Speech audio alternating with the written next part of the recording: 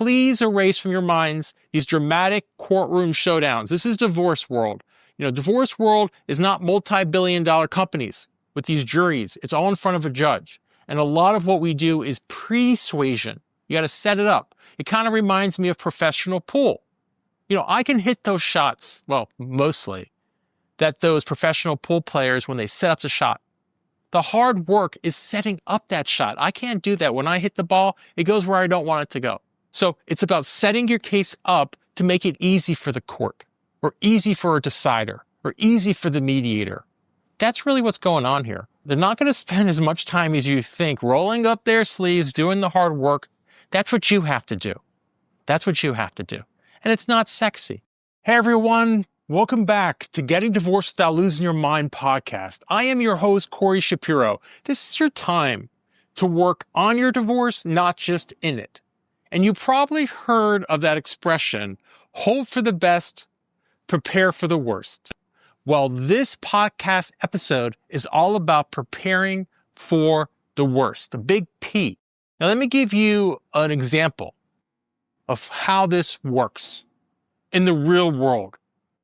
It's almost like hope is buying lottery tickets for your financial future. It's not a retirement plan. It's just pure luck.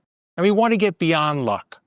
Now, this happened to me in my own practice. Early in my career, I had this case where I represented the father, and he was a teacher, and he wanted summers. He wanted summers with the child when the child was not in summer camp.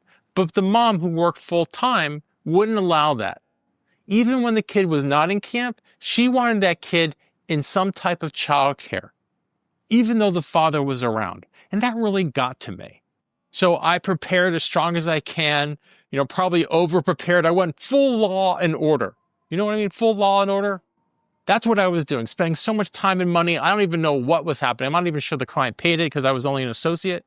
But I got to that first day of trial and they settled because I knew that position was unreasonable. Now, would I have prepared so much now? Probably not, because I would have more experience where I know they were just hoping. They were hoping I was going to come unprepared and, settle something a little bit more with what they wanted.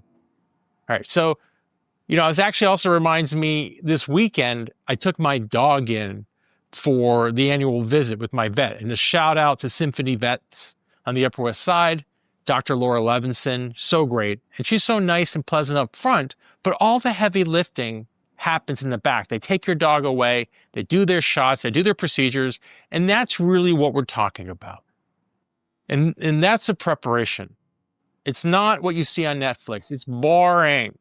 So what's the war room checklist? What do you need to know? Well, first you need to know about money. Divorce has a lot to do about money. It's money and children. Let's start off with money. You want to know about the financial documents. What financial documents are there? Now that causes you concern. You need to talk to someone who has a little bit more business experience than you, especially if your spouse has a business or has stock or options. You need to talk to someone who can help you through this. And if you don't have that, that's going to come out in discovery where you exchange information, but you should have a lay of the land of what's going on. So make sure you have the documents in order or talk to a professional to help you through that. And your lawyer can help you through that as well. Now, if you're talking about children, a great thing to do is a timeline.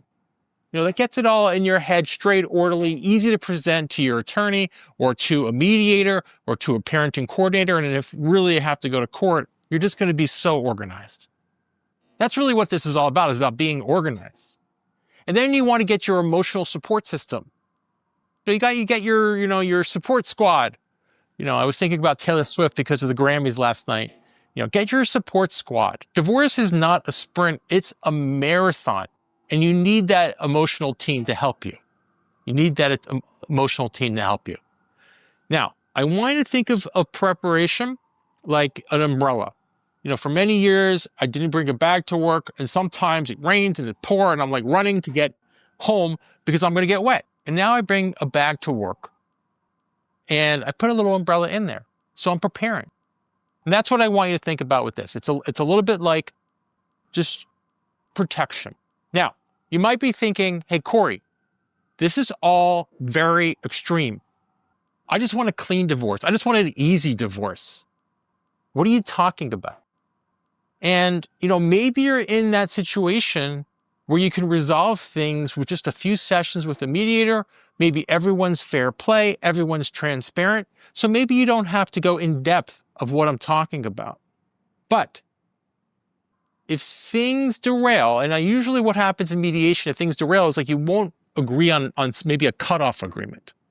A cutoff agreement is where you end that economic partnership. So if you can't even agree on a cutoff agreement, then maybe the mediation is not working. But if everything's flowing and everything's transparent and it wraps up pretty quickly in a few sessions, yeah, maybe you don't need all this stuff.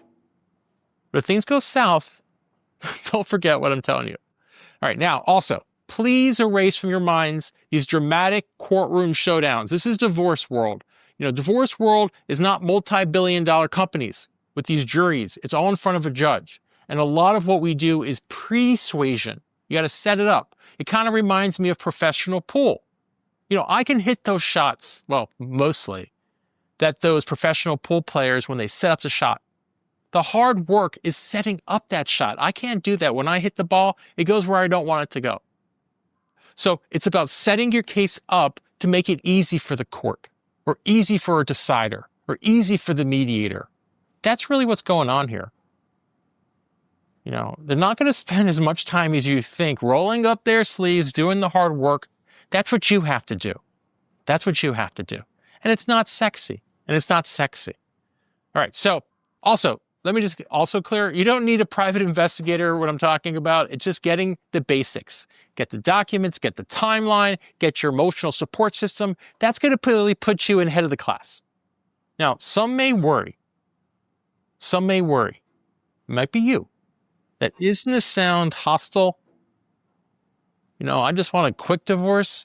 No, I think actually the opposite. If you come prepared, just like what happened in my case, that example with that teacher who wanted the summer vacation when the kid was not in camp, they wouldn't have agreed to that if we weren't so prepared. So I think it's going to really help you. Now, bottom line, big takeaway. I want you to prepare thoroughly for your divorce, while staying open for reasonable solutions. The umbrella's in the bag, but I don't use it unless it rains, right? I don't use it unless it rains, but I'm prepared. All right, now, it's also not about being cynical. We're just trying to be smart here, hoping for the best, preparing for the worst. Let me give you a reset question to drive this home. All right. Goes like this. When you think about preparing for a divorce, what's the first task you want to avoid? What makes that particular task feel overwhelming? Now, for a lot of clients I see is statement of net worth.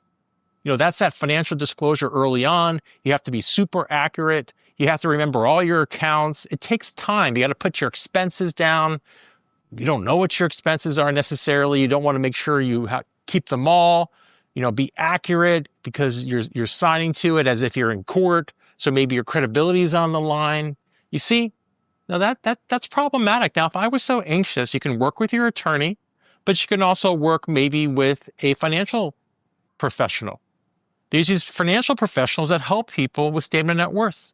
You don't necessarily even have to work with your attorney. You can, but in tandem at a much lower hourly rate. These are these certified divorce financial professionals who are out there and who can really help you through it if this is something that is anxious to you. All right, this is Corey Shapiro reminding you that, your divorce story is just being written. And that's why you're listening to this podcast or watching it on YouTube. And I want to thank you all for joining, taking time out of your divorce, and really doing the hard work now. Because I want to help you all be creative and not reactive. Until next time. Thank you for tuning in to the Getting Divorced Without Losing Your Mind podcast. We would love to hear your feedback. Send Corey an email to feedback@gettingdivorced.org. And if you've read his book, please consider leaving an Amazon review. This podcast offers general information only. It cannot replace legal advice. If you need tailored advice, contact an attorney licensed to practice in your area.